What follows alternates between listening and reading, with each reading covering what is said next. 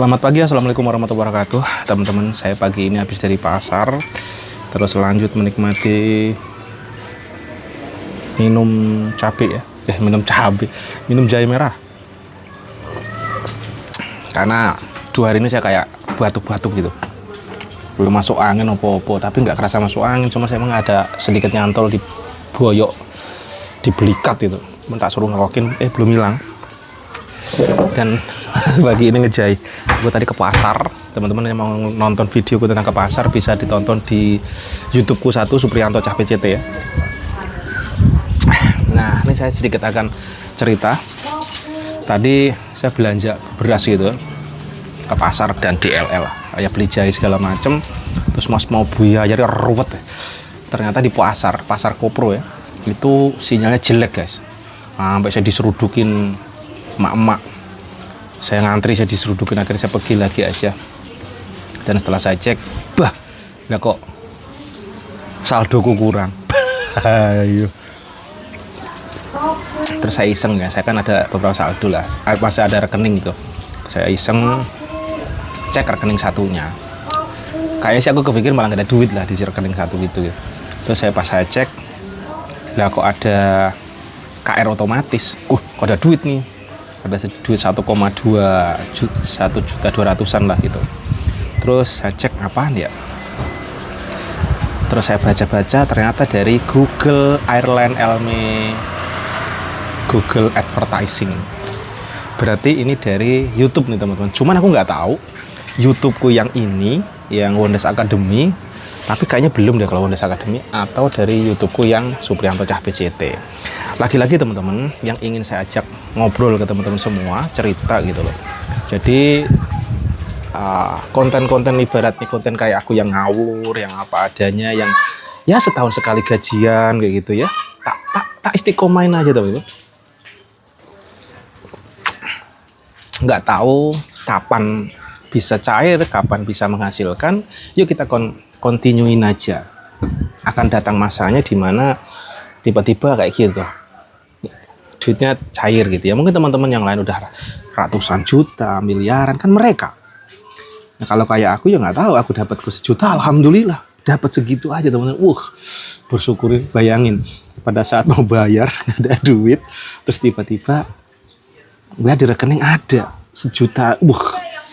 Itu rasanya udah kayak udah rasanya punya duit ratusan juta loh teman.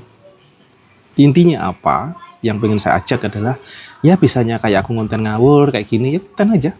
Kalau mungkin teman-teman nonton YouTubeku Supriyanto Cah PCT itu view-nya dikit-dikit, kayak nyampe 100, ada 100 lebih DLL gitu ya. Jebol. Nah, saya kan kayak gitu. Tapi tetap jalanin aja. Mau ada yang nonton, mau nggak ada yang nonton, mas bodo amat. Mau kontennya pakai konsep, mau thumbnail apa enggak, kalau memang diikutin gayanya yang benar, cara-cara yang bagus adalah thumbnailnya bagus, tagarnya bagus, judulnya mengandung kata kunci, kan gitu kalau ke YouTube teman-teman. Tapi ya aku kalau lagi inget ya, tapi untuk mengikuti arus lurus seperti itu butuh proses perjuangan lebih. Makanya yang bisa tak jalankan rekam upload aja, rekam upload. Terus yang tak omongin apa, ya wes apa adanya aja yang saya bisa. Dan nyatanya ada kok hasilnya teman-teman. Memang hasilnya saya setahun sekali bisa jadi gajian, tapi kalau nggak saya melakukan itu saya nggak dapet. Itu teman-teman. Jadi pengen cerita aja bahwa jangan sepelekan konten kita. Mungkin teman-teman lagi ngarit, lagi makan, lagi ngobrol, lagi jalan kemana, upload aja. Nah, keren lagi kalau teman-teman kadang-kadang orang-orang yang unik-unik itulah yang justru di media sosial ini laku teman-teman. Ada yang punya ciri khas misuh-misuh lah, ada yang punya ciri khas mungkin suka lambe lunyu kayak Tova Veno, lambe lunyu atau apa namanya itu ya teman-teman ya, mungkin tukang makelar lah gitu kalau lambe lunyu. Ada juga mungkin teman-teman ahli di sesuatu, mungkin kerja tukang ngarit, ya udah kayak si Mas Iun gitu yang dia akhirnya ternyata wow amazing. Karena sejatinya kalau apa yang kita ceritakan ternyata nyambung atau relate ke orang,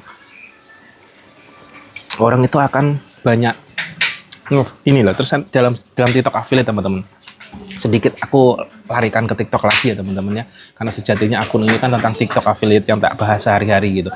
Nah ini di akunku utama Cah PCT yang ya Allah itu ada closing 5.000 sehari aja alhamdulillah, karena sering banget nggak ada closing, padahal sekarang view-nya udah lumayan oke, udah bagus gitu. Nah akhirnya ya udah tak bodoh amat, ini saya ngonten. Dan sekarang ini sekarang saya ngonten yang tentang dunia perlivean lah gitu kan.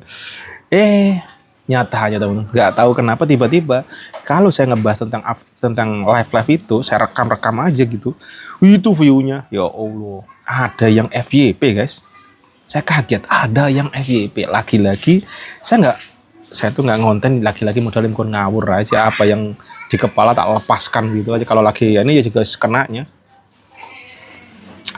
Jahe guys, jahe ini madunya juga madu di affiliate juga aku beli apa dikasih sampel aku lupa, tak minum lah ya. Ini barusan aku juga dapat sampel teman-teman, datang kacamata. Aku tadi dapat sampel apa nih, saya kadang lupa ngajuin apa gitu. Ini kenapa patro ya. Nah ini saya ngebahas tentang live di akunku yang ini, ada yang 33.000, padahal ya Allah gimana cara FYP, malah bikin video yang kayak gini ternyata FYP. Memang ini bukan jualan affiliate, saya cerita aja. Bahkan bukan cerita, cuma tak rekam pakai backsound. Lo kok sing ngomentari biu, dikira saya suhu, padahal saya cuma modal nekat aja apa yang tak jalankan. Nah lagi-lagi teman-teman, yang pengen tak ceritakan, kalau yang tak jalankan itu ya gitu aja, ngawur aja, saya jalankan aja, istiqomah yang tidak istiqomah. Kenapa ya, kadang kalau saya lagi mood bikin YouTube nih, kayak kemarin saya ke pasar nih, saya bikin 9 menit itu sekali ke pasar itu bisa 5 apa 6, tak langsung tak upload semua, terus tak bikin private dulu. Kadang-kadang saya nggak kayak saya nganterin anakku main bola gitu, tak rekam terus 10 menit paling mentok 15 sampai 20 menit, nanti saya uploadin, saya kasih judul, udah upload kayak gitu. Jadi sebenarnya konten tuh banyak luar biasa, cuman ya mungkin ada yang dibilang konten nyampah ya, mungkin konten sampah kali ya saya dibilang, tapi bodoh amat saya bilang. Mau konten sampah, kadang-kadang konten sampah yang nggak jelas justru relate ke orang teman-teman,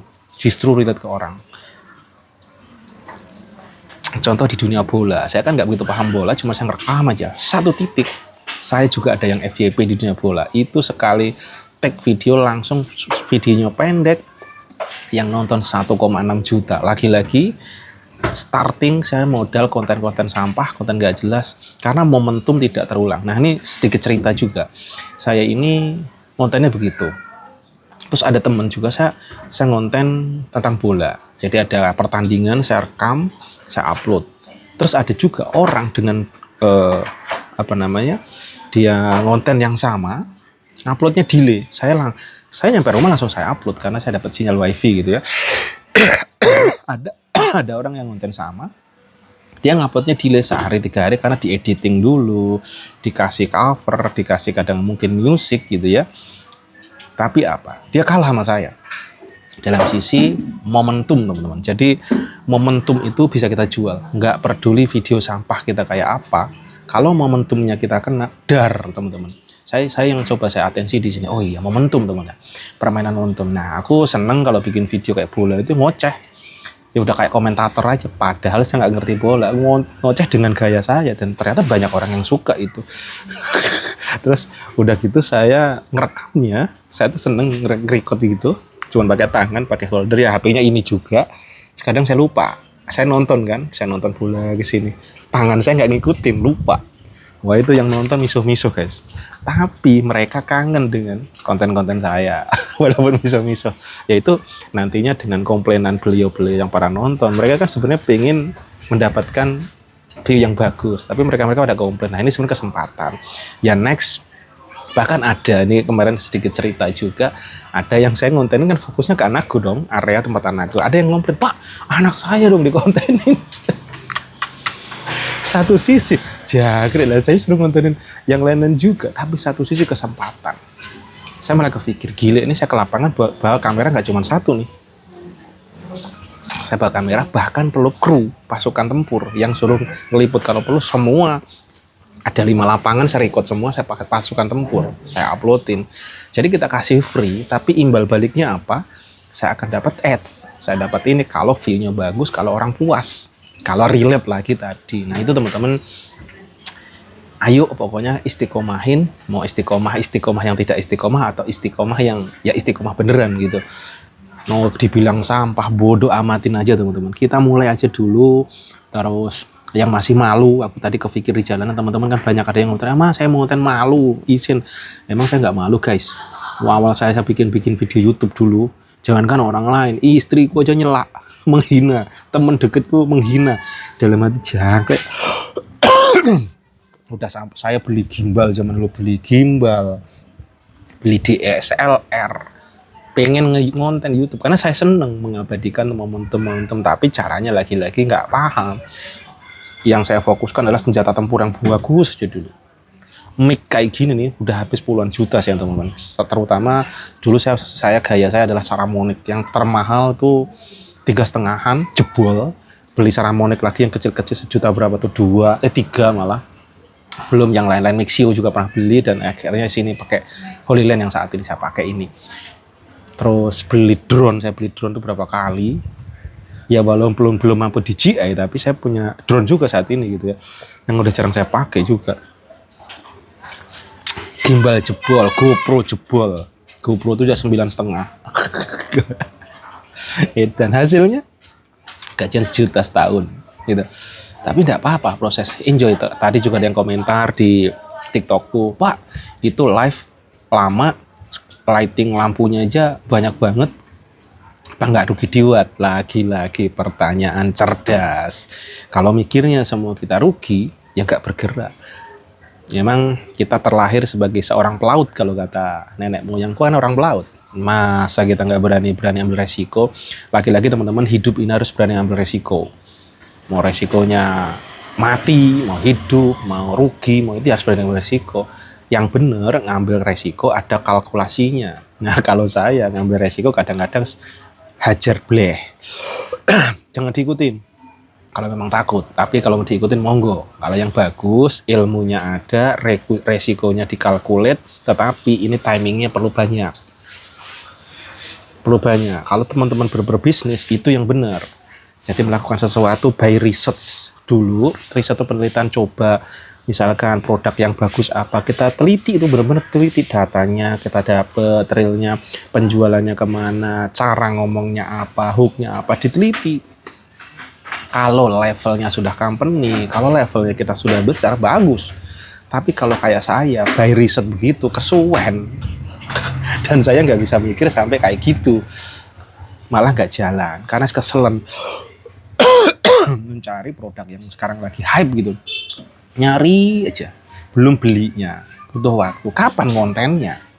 Kalau aku kayak gitu, sambil jalan aja nanti menemukan yang bagus.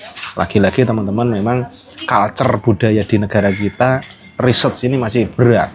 Bahkan saya dulu pernah kerja di kampus yang basisnya research. Tahu nggak yang terjadi apa? Kampusnya tumbang. Secara ilmunya dasar, secara dosen-dosennya jebolan mayoritas luar negeri. Profesor dokter yang bukan kaleng-kaleng. Tapi yang terjadi apa? Bubar. Lagi-lagi bukan salahnya di mana, tapi salahnya adalah ya nggak mampu bayar dan tidak bisa menghasilkan profit yang bisa menutupi perjalanan itu, karena orang-orang yang di dalamnya orang-orang gila, gajinya di atas 20 bahkan ratusan juta, sedangkan pemasukannya dari mahasiswa beasiswa. Gila, tapi ya itu ada kegilaan-kegilaan di luar nalar yang terjadi. Oke teman-teman, ini sudah mulai ngalor ngidul, intinya ayo gaspol aja. Dan kabar gembiranya hari ini saya gajian bisa buat beli beras.